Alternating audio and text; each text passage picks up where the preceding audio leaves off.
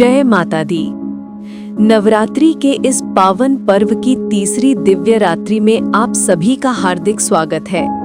आशा है माँ शैलपुत्री और माँ ब्रह्मचारिणी की कृपा से आपकी साधना के प्रथम 2 दिवस आनंद और भक्ति से परिपूर्ण रहे होंगे। आज शारदीय नवरात्रि के तीसरे दिन 24 सितंबर 2025 दिन बुधवार हम उस परम शक्ति के तीसरे स्वरूप की आराधना करेंगे जो साहस, शांति और परम कल्याण का प्रतीक है, माँ चंद्रघंटा। माँ का ये स्वरूप जितना सौम्य और शांतिदायक है, उतना ही प्रचंड और दुष्टों का संहार करने वाला भी है। ये दिन हमारे भीतर के भयों को समाप्त कर निर्भयता को जागृत करने का है। ये दिन हमारे विक्षिप्त मन को शांत कर आध्यात्मिक चेतना को ऊर्ध्वगामी बनाने का है।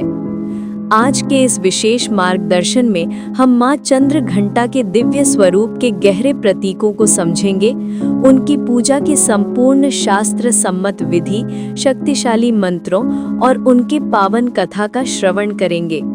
साथ ही हम आज के पंचांग, शुभ मुहूर्तों और उस विशेष आध्यात्मिक रहस्य को भी जानेंगे कि माँ चंद्रघंटा की पूजा हमारे शरीर के किस ऊर्जा केंद्र यानी चक्र को जागृत करती है। तो आइए अपनी आत्मा को इस भक्ति गंगा में डुबोने के लिए तैयार हो जाइए। आज का पंचांग और शुभ मुहूर्त 24 सितंबर 2025 दिन बुधवार। नवरात्रि का प्रत्येक क्षण दिव्य होता है, किंतु शुभ मुहूर्त में की गई पूजा विशेष फलदायी होती है। तिथि आश्विन मास शुक्ल पक्ष तृतीया तिथि। तिथि का समय तृतीया तिथि आज पूरा दिन और पूरी रात रहेगी और अगले दिन 25 सितंबर गुरुवार को सुबह 7:06 AM पर समाप्त होगी। नक्षत्र आज शाम 4:16 PM तक चित्रा नक्षत्र, उसके बाद स्वाति नक्षत्र का आरंभ होगा। योग आज रात्रि 9:03 PM तक इंद्र योग रहेगा, जो कि अत्यंत शुभ माना जाता है। सूर्योदय सुबह 6:20 AM, सूर्यास्त शाम 6:17 PM। राहु काल यानी अशुभ समय दोपहर 12:19 PM से 1:48 PM तक। इस अवधि में कोई भी महत्वपूर्ण पूजा या नया कार्य आरंभ करने से बचें। आज के सर्वश्रेष्ठ पूजा मुहूर्त ब्रह्म मुहूर्त सुबह 4:44 AM से 5:32 AM तक साधना के लिए सर्वोत्तम। प्रातः काल का शुभ मुहूर्त सुबह 4:59 AM से 6:10 AM तक। अमृत काल सुबह 9:10 AM से 10:40 AM तक। संध्या पूजा का मुहूर्त शाम 6:15 PM से 7:27 PM तक। तिथि वृद्धि का समाधान इस वर्ष कुछ पंचांगों में तृतीया तिथि की वृद्धि है, अर्थात ये तिथि 2 सूर्योदय को स्पर्श कर रही है, 24 और 25 सितंबर। इससे कुछ भक्तों में संशय हो सकता है। शास्त्र सम्मत नियम जो भक्त तिथि के अनुसार चलते हैं, उन्हें 24 सितंबर बुधवार को ही माँ चंद्रघंटा की पूजा करनी चाहिए, क्योंकि ये सूर्योदय व्यापिनी तिथि है। 25 सितंबर को भी सूर्योदय के समय तृतीया होने से माँ चंद्रघंटा का पूजन किया जा सकता है, किंतु उस दिन चतुर्थी का प्रभाव अधिक रहेगा।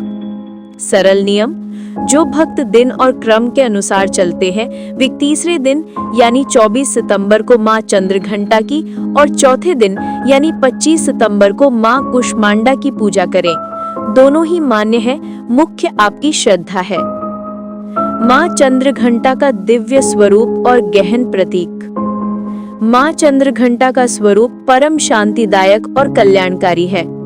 आइए उनके हर प्रतीक के पीछे छिपे गहरे अर्थ को समझे। स्वर्णिमाभा माँ का शरीर शुद्ध स्वर्ण की भांति कांतिमान है। ये उनके दिव्य तेज, पवित्रता और सात्विक ऊर्जा का प्रतीक है।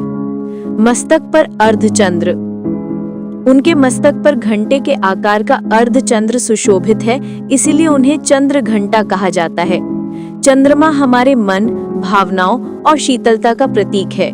माँ के मस्तक पर चंद्रमा का होना ये दर्शाता है कि वे अपने साधक के मन को शांत, स्थिर और सभी मानसिक विकारों से मुक्त कर देती हैं। घंटे का प्रचंड नाद। माँ के नाम में स्थित घंटा का अर्थ है घंटी। उनके घंटे की भयानक ध्वनि से बड़े बड़े दैत्य, दानव और राक्षस भयभीत होकर कांप उठते हैं। पूजा में घंटी बजाने का विधान उन्हीं का प्रतीक है। घंटी की ध्वनि नकारात्मक ऊर्जाओं को दूर करती है और वातावरण में दिव्य चेतना का संचार करती है। ये ब्रह्मांड के मूल नाद ओम यानी प्रणव का भी प्रतीक है।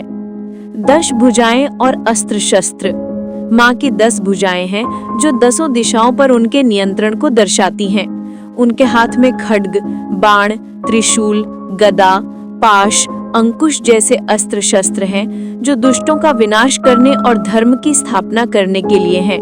वहीं उनके अन्य हाथों में कमल, कमंडल और वरद और अभय मुद्राएं हैं जो भक्तों को सौम्यता, समृद्धि, आशीर्वाद और निर्भयता प्रदान करती हैं। सिंह की सवारी।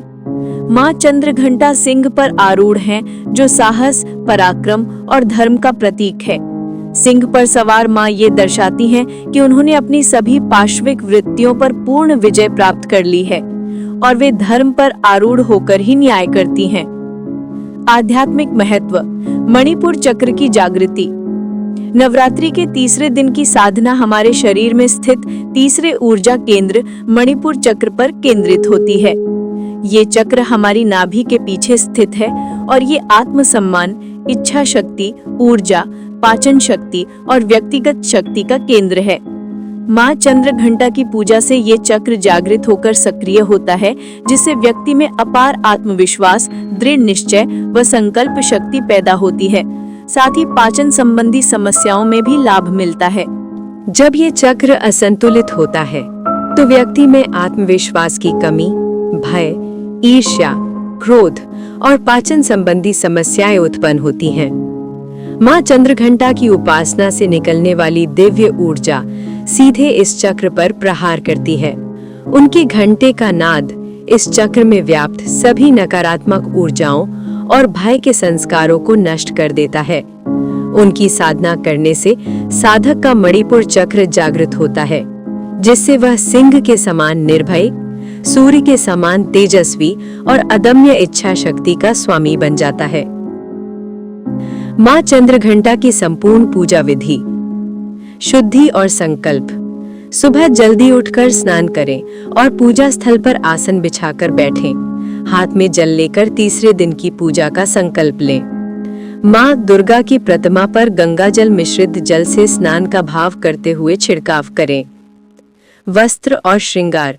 माँ को स्वच्छ वस्त्र या कलावा रूपी वस्त्र अर्पित करें। माँ चंद्रघंटा का प्रिय रंग लाल और पीला है, अतः उन्हें लाल चुनरी अवश्य उड़ाएं।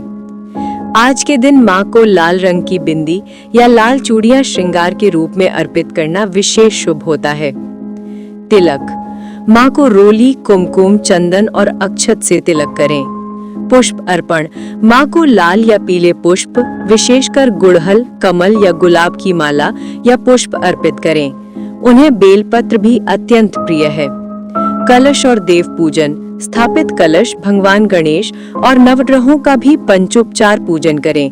तिलक, अक्षत, पुष्प, धूप, दीप। माँ के समक्ष गाय के घी का दीपक और सुगंधित धूप, गुग्गुल या लोबान प्रज्वलित करें।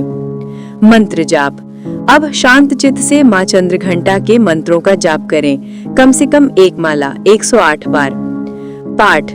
मंत्र जाप के बाद श्री दुर्गा सप्तशती के चौथे अध्याय का पाठ करें।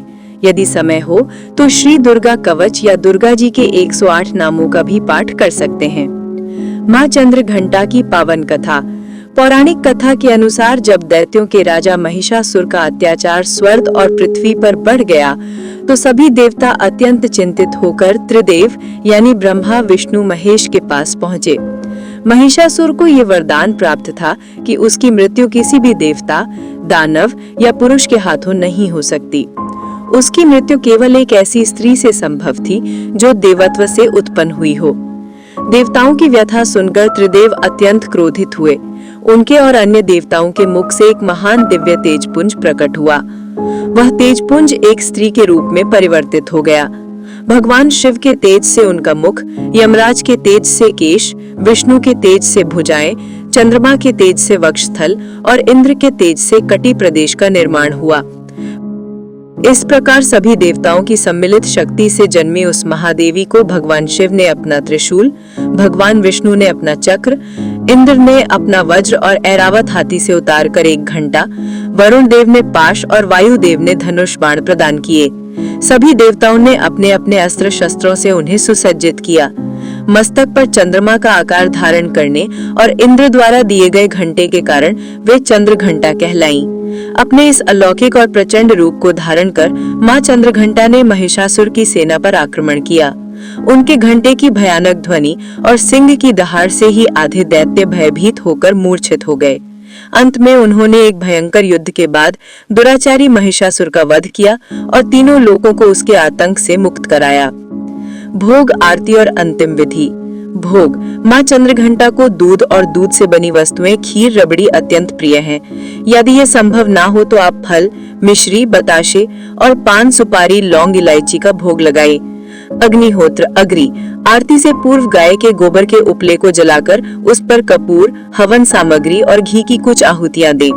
घी में डुबोकर लौंग का एक जोड़ा अवश्य अर्पित करें और भोग का थोड़ा सा अंश अग्नि को समर्पित करें। आरती। सबसे अंत में कपूर और घी के दीपक से पूरे परिवार के साथ मिलकर मां की आरती करें।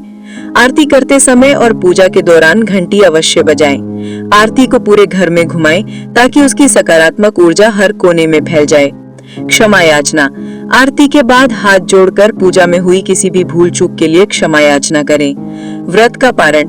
जो भक्त व्रत रख रहे हैं वे दिन में फलाहार जैसे फल, कुट्टू, सिंघाड़ा, साबूदाना, आलू, दूध, दही कर सकते हैं। शाम को पुनः मां के समक्ष दीपक जलाकर आरती करें और अपने फलाहार का भोग लगाकर गौ माता और कन्या का हिस्सा निकालकर फिर प्रसाद ग्रहण करें। इस प्रकार नवरात्रि के तीसरे दिन मां चंद्रघंटा की पूजा अर्चना करने से साधक के समस्त पाप और बाधाएं नष्ट हो जाती हैं और उसे साहस, सौम्यता और आध्यात्मिक उन्नति का आशीर्वाद प्राप्त होता है। जानकारी पसंद आई हो तो वीडियो को लाइक करें और कमेंट बॉक्स में जय माता दी लिखना ना भूलें।